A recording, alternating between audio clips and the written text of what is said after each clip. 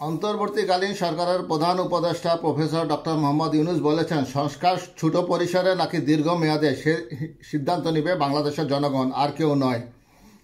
আজ তিনি সুইজারল্যান্ড রাজধানী দোভাসে এক সংবাদ সম্মেলন এক সাক্ষাৎকারে তিনি কথা বলেছেন। বাংলাদেশের নাগরিকরা যেন কোনো বাধা বা হুমকি ছাড়াই অবাধ ও সুষ্ঠুভাবে নির্বাচনে ভোট দিতে পারেন, সেই প্রক্রিয়া তৈরির উপর জোর দিয়েছেন অন্তর্বর্তীকালীন সরকারের প্রধান উপদেষ্টা অধ্যাপক ডক্টর মোহাম্মদ ইউনুস। তিনি বলেন, দেশের জনগণকে সিদ্ধান্ত নিতে হবে তারা ছোট পরিসরে নাকি দীর্ঘমেয়াদে সংস্কার চায়, সেই অনুযায়ী নির্বাচন দেওয়া হবে। সেই জন্য প্রস্তুতি নিচ্ছে বর্তমান অন্তর্বর্তীকালীন সরকার।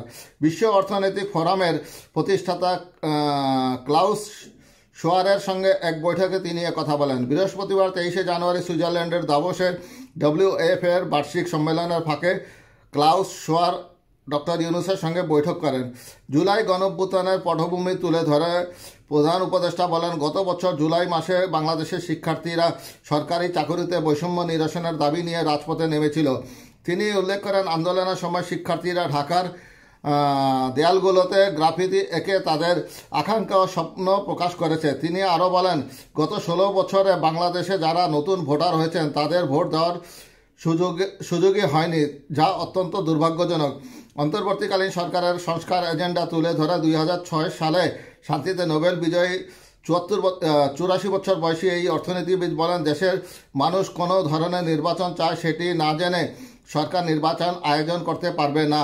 পরিষ্কার ভাষায় তিনি বলেছেন। তিনি বলেন, সরকার নির্বাচন আয়োজনের অপেক্ষায় রয়েছে, তবে এখন দেশের জনগণকে সিদ্ধান্ত নিতে হবে প্রক্রিয়াটি কেমন হবে। তারা কি ছোট পরিসরে সংস্কার কর্মসূচিতে যাবে নাকি দীর্ঘমেয়াদে সংস্কার কর্মসূচি চাইবে। প্রধান উপদেষ্টা বলেন, যদি মানুষ দ্রুত সংস্কার চায় তাহলে আমরা এই বছরের শেষ নাগাদ নির্বাচন করার লক্ষ্য নিয়েছি। আর যদি বলি না, আমাদের দীর্ঘমেয়াদে সংস্কার দরকার, তাহলে আমাদের আরও 6 মাস সময় লাগবে। বর্তমান প্রজন্মকে মানব ইতিহাসের সবচেয়ে শক্তিশালী প্রজন্ম আখ্যায়িত করে অধ্যাপক ডক্টর মোহাম্মদ ইউনুস বলেন, এই প্রজন্মের অমিত সম্ভাবনা রয়েছে। তিনি বলেন, প্রযুক্তি বর্তমান প্রজন্মকে বদলে দেওয়ার কারণে তারা এখন শুধু বাংলাদেশি আর তরুণ নয়, বরং সারা বিশ্বের তরুণ প্রজন্মের অংশ হয়ে গেছে। তিনি উল্লেখ করেন, এই প্রজন্ম পুরনো বাংলাদেশে ফিরে যেতে চায় না, তাই একটি নতুন বাংলাদেশ গড়তে হবে। অধ্যাপক ইউনুস বলেন, তরুণদের কাজের প্রতিটি অংশে ঐক্যমত্য গড়ে তোলার জন্য একটি ঐক্যমত্য কমিশন গঠন করা হচ্ছে। সকল রাজনৈতিক দল এবং সুশীল সমাজের সংগঠনের ঐক্যমতের ভিত্তিতে জুলাই সনদ প্রস্তুত করা হবে। তিনি আরও জানান, তার সরকার বাংলাদেশের অর্থনীতিকে ইতিবাচক ধারায় ফিরিয়ে আনতে কাজ করছে। ইতিমধ্যে বৈদেশিক মুদ্রার রিজার্ভ এবং ব্যাংকিং ব্যবস্থায় গতি ফিরে এসেছেন। শান্তিতে নোবেল বিজয়ী ডক্টর মোহাম্মদ ইউনুসের বক্তব্যে মুগ্ধ হন ক্লাউস শোয়ার ও 8 ঘণ্টার আলাপচারিতায় সন্তোষ প্রকাশ করেন তিনি।